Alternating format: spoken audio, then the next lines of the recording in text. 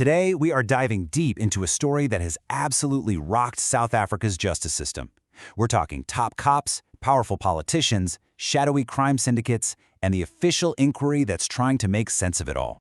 So let me just ask you this. What happens when one of the most senior police commanders in the entire country publicly accuses his own organization of working with criminals? This isn't a hypothetical question. It's exactly what happened in South Africa, and it triggered an absolute national firestorm. You know, it all kicked off with one man, one public statement, and a claim so explosive it simply could not be ignored. Just listen to those words for a second. The gravity here is, wow. This wasn't just some vague hint about a few bad actors. Lieutenant General Madlanga Commission called it a web of collusion. That's a direct accusation that the very people meant to uphold the law were actually systematically working with the people breaking it. I mean, that shatters the very foundation of public trust. And this all went down on July 6, 2025. Mkhwanazi, who's the police commissioner for the powerful province of KwaZulu-Natal, didn't just whisper this to a colleague. Nope, he said it out loud for everyone to hear, forcing the entire country and its leaders to sit up and pay attention. So an allegation this serious, coming from a guy that senior? Yeah, it demanded an immediate, high-level response. The government had to do something, and they had to do it fast. And the government's response was pretty swift, which kind of tells you a lot. Just a little over 2 weeks after Mkhwanazi made his claim, President Ramaphosa established the Madlanga Commission. That shows a real sense of urgency from the very top, to be seen to be taking action. But of course, even that urgency ran into some real-world problems, a little delay for logistical stuff, before the public hearings finally, officially, got underway on September 17th. And this, right here, is where the story shifts from just an allegation to actual evidence. People started testifying under oath, live, for the whole nation to watch. It only seems right that the man who kicked this whole thing off, Lieutenant General Mkhwanazi, was the very first person to take the stand. And he didn't just repeat his big claim. He started laying out specific examples, specific times where he felt politicians were trying to interfere with actual police investigations. Then came a moment that was absolutely crucial. The National Police Commissioner, General Fanny Masemola, we're talking Mkhwanazi's boss, took the stand. And instead of shutting the claims down, he backed them up. He actually corroborated what Mkhwanazi said. All of a sudden, this wasn't just one guy with a grievance. This was a crisis being acknowledged at the very top of the South African police service.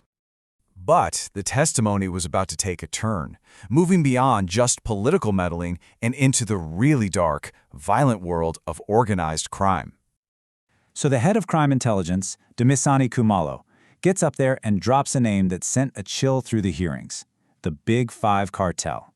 He described it as this highly sophisticated syndicate, not just a street gang, but a real criminal enterprise, deeply embedded in the country's economic heartland of Gauteng.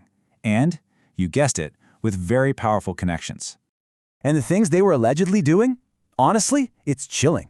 We're talking massive tender fraud, just siphoning public money away from government contracts, infiltrating law enforcement to get protection and inside info, and even contract killings. This paints a picture of a threat that could destabilize not just the economy, but the state itself. The commission then started hearing from protected witnesses. They testified in camera, which basically means in secret, to protect them from retaliation. And witness C dropped a bombshell, directly naming a well-known businessman, Vusamuzi Kat Matlala, and accusing him of bribing top cops. That web Mkhwanazi talked about, well, it was starting to get some very specific names attached to it. Just when you think this story couldn't get any more complicated, the testimony took a truly bizarre twist, and the commission's work started to have a direct impact out in the real world. So the stories started to become wildly different. On one hand, you have Mkhwanazi, the whistleblower, alleging this huge conspiracy of corruption. On the other hand, a new witness, a guy named Brown Magatsi, gets up there and claims Mkhwanazi himself is a spy for the CIA. It's just a sensational counteraccusation, and it really shows the incredible challenge the commission has in trying to sort fact from fiction in what's become a high-stakes information war. And this testimony wasn't just talk. It had immediate, real consequences. The city of Akarhalani, which is a major metro area, took these allegations so seriously that it launched its own internal investigation into the police officers who were named. So the commission's work was already starting to make waves. To add yet another layer to all this, the police minister himself, Mchunu, testified. And he raised a really tough point. He argued that, look, political killings are serious, but focusing all the resources there is unfair when thousands of other murders are happening. It just shows this broader, really difficult debate about policing priorities that this whole scandal has thrown into the spotlight. So that's where we are. The Madlanga Commission is trying to dig through this tangled mess of allegations. Everything from corruption and contract killings to claims of international espionage. And it all brings us to the final, crucial question we have to ask in this explainer.